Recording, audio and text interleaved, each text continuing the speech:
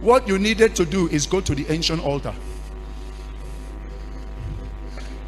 It doesn't take many years to bring down revival. It takes humbling yourself. Do a little bit of research.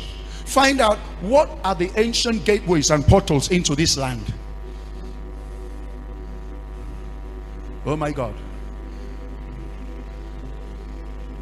You think you're in Calabar for a mistake? You think that God brought you here out of mistake? You don't know that this is the ancient altar where God first passed through in the nation of Nigeria and West Africa. You don't know that this is the ancient gateway, the ancient altar, and the ancient covenant. Thank God for every other general that God has around outside of Calabar.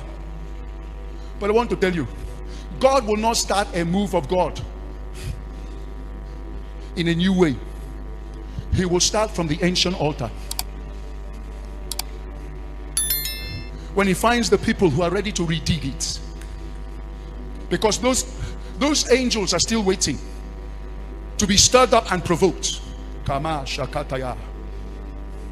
And even the nation of Israel, when they were taken to Babylon and they were there for 70 years, when they returned back to Israel, to Jerusalem, the first thing they did was to rebuild the ancient altar. They didn't even build the temple. They didn't even lay the foundation of the temple. They didn't even build their houses first. The first thing they did was to rebuild. That was the altar where God appeared to David at the threshing floor of Aruna. And when David offered sacrifices, he saw with his eye the angel put away the sword. An angel said, David said, this shall be the altar where I will raise a house to God. That was the same altar that Solomon raised the temple. And when it was destroyed during the Babylonian invasion, 70 years later, the first thing they did, rebuild the ancient altar.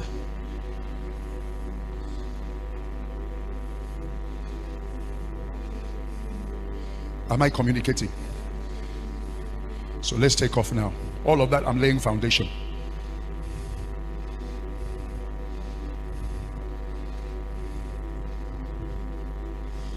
I'm laying foundation to help you to know that there are places in this earth when men have labored in the spirit to open up portals of revival.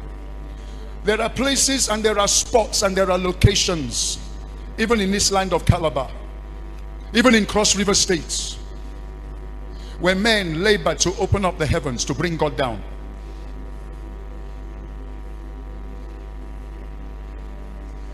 If you're going to see God, you have to go back and honor the fathers. You have to go to the ancient altars, because in those places there are angels of revival and there are angels of those covenants awaiting for men in our generation to align with them.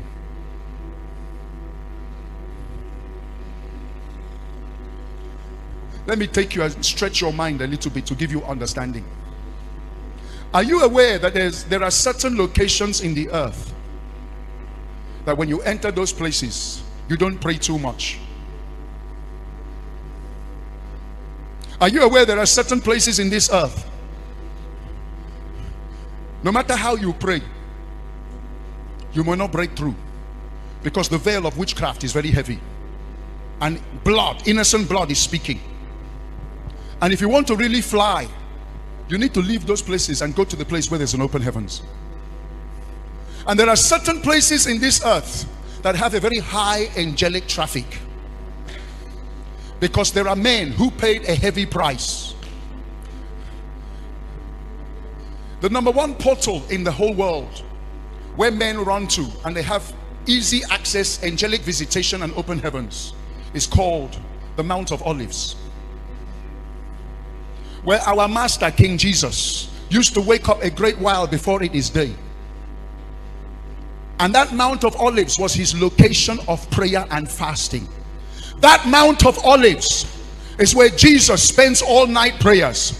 That is why it has been recognized Those who are into the prophetic seer ministry and they want to have encounters, what they do is they fly to Israel and they spend some days and weeks in the Mount of Olives, and they start to have angelic visitations and visions and dreams. That was how I flew to Israel some years ago and went to the Mount of Olives and spent 3 days and 3 nights in the Mount of Olives. Those are ancient oil wells where the ancient father King Jesus opened for you and for me. And when you enter such territory, you don't pray too much. In the night, your heavens are open. You start to have the dreams you have never had before. It was in the Mount of Olives God connected me to collect all the ancient mantles of the Old Testament prophets: Ezekiel, Jeremiah, Amos, Obadiah, Zechariah, in the Mount of Olives. And the second highest portal in the earth, where the wells have already been opened, where you don't struggle, you just go there, and when you sleep there in the night, you have angelic visitation. It's called the Moravian Falls in North Carolina. That's where all the great prophets like Bob Jones, he spends time there and is transported to heaven. That is where all the seers like Anna Roundtree, in fact Anna Roundtree, she lives in the Moravian Falls. She lives there. That is where she was taken to heaven and given an ambassadorial appointment and was given the mantle of invisibility. A mantle, and she disappeared. And they gave her gloves, her hands, and they gave her shoe, her legs disappeared, and put a cape and her face disappeared. And that's how for 20 years nobody has seen her.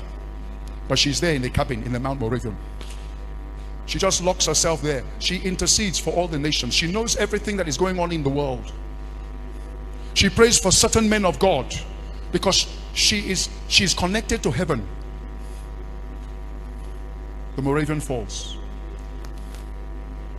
1727, there was a man called Count Zinzendorf in Germany who started a 100-year non-stop 24/7 prayer meeting.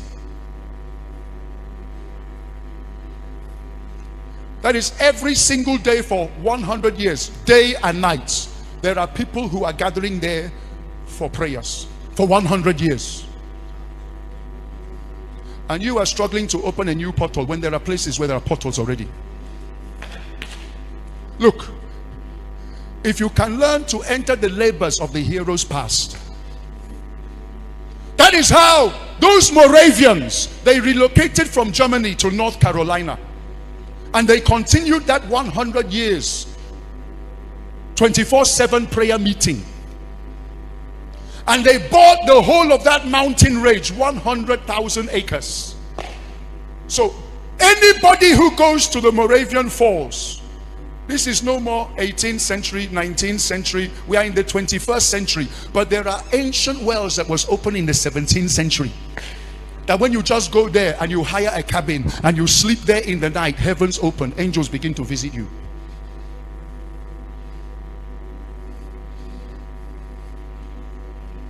Am I communicating?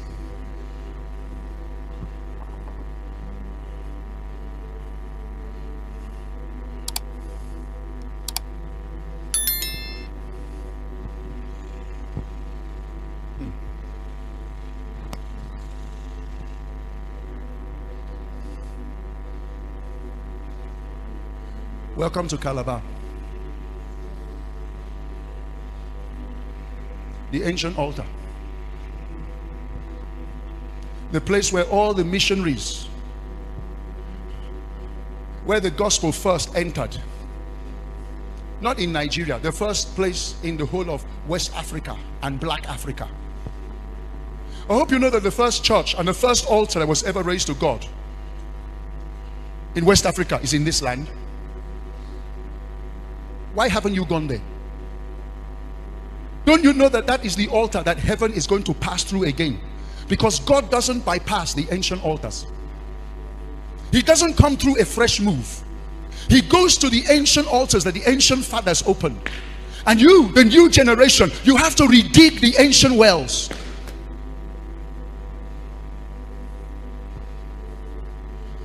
Maybe you don't know history. 1760, two Efik princes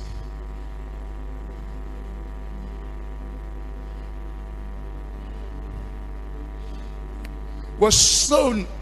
They were sold out in the slave trade, landed in America, landed in Bristol.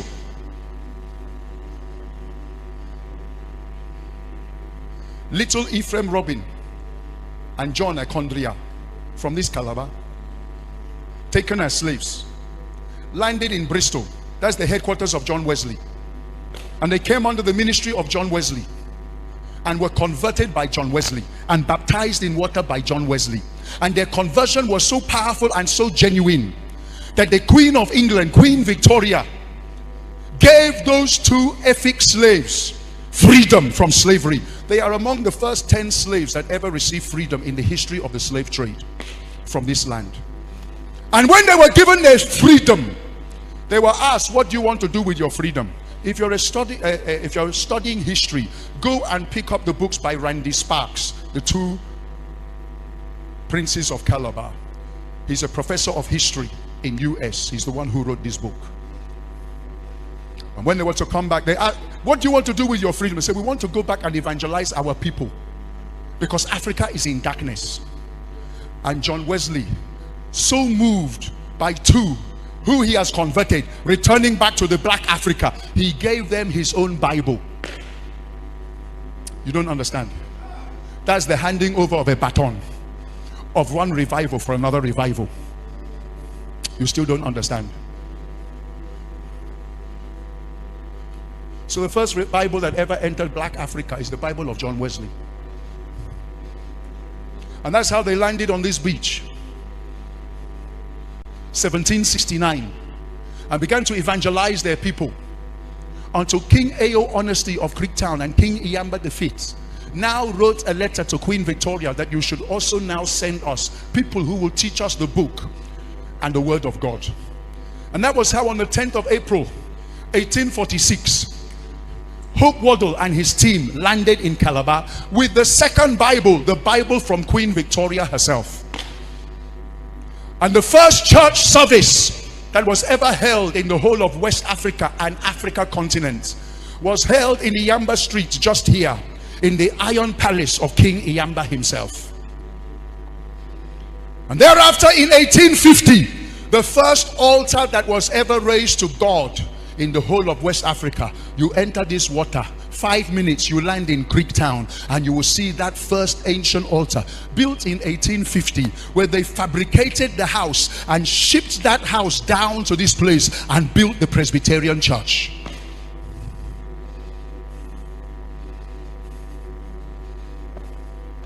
And 1852, the second altar in the whole of West Africa is this Egerton Street Presbyterian church. And the third altar in the whole of West Africa is this Juketown, 1854. Am I communicating at all? Because I expect the youths of this generation to have understanding. I expect the youths of this generation to be going to these ancient altars to put a demand on what belongs to this territory to come. Oh God, help me here. Help me to communicate. God is not going to pass through another way. The gift and the calling of God is without repentance. If he came through this ancient gateway and he's coming again, it's still through this ancient gateway. He's only waiting for a generation who will understand and go and redig the old wells. Oh Father, help me here. And that was how 1876, the first covenants, where the king of this land was covenanted to God, and the whole of this territory was declared the defenders of the faith.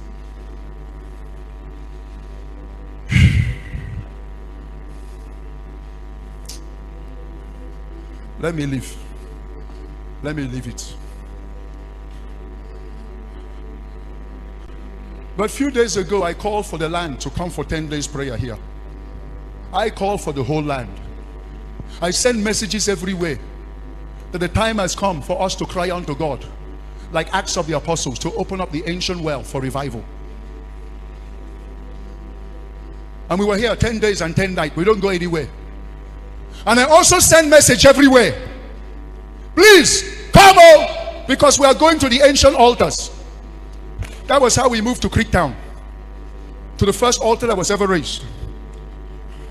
I gave a call. I put it on all platforms. And we entered speedboats, about 7 speedboats, and chatted and went. Thank God for Papa Ephraim. Thank God for Apostle Inya Egbe. Ephraim is 60. Me, I'm 60 years. Apostle Inya Egbe is 70.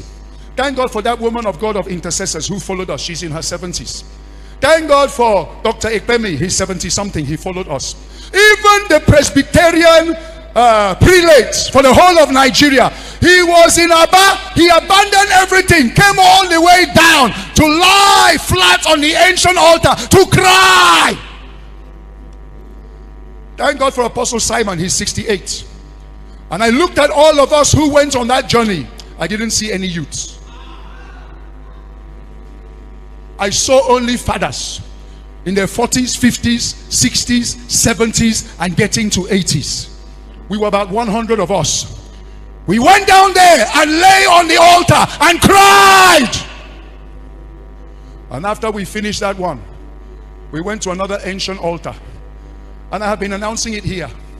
And I've been sending the message. But it's like the youth of this generation, there's a disconnect. It's like the youth of this generation. You want God to come in your own way, not in the old way. It's like you want God to come in a way that you want him to come. God will not come your way. He will come through the ancient altars and the ancient wells. That's why God says he's looking for a generation where the hearts of the fathers will come to the sons and the sons will come to the fathers. Lest God will smite your generation with a curse. You don't dig fresh well. You go to the fathers and dig the old well.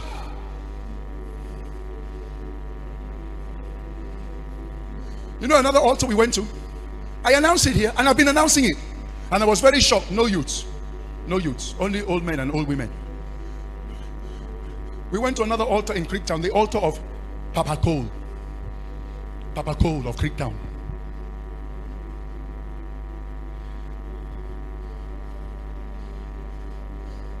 You know, that last move of God, after Azusa Street, there was a move called the healing move. The voice of healing, which Gordon Lindsay was in charge. And there were about 170 men of God who God raised with healing power and healing angels. Men like Jack Coe and A.A. Allen and Catherine Coleman and Kenneth Hagin and R.W.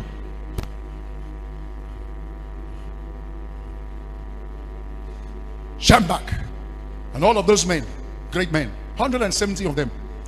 T.L. Osborne, who shook the whole of this world with healing power. Since that time that those men died, there is no move again on the earth. All we are doing is church. But there's one man from this land. Before that healing movement broke out, there was a man called Franklin Hall, who wrote a book called The Atomic Power of Fasting and Prayers. He wrote that book 1940 something. In that book, he discovered how Jesus went into the wilderness full of the Spirit on 40 days fasting and prayer, no food, only water, and he came out in the power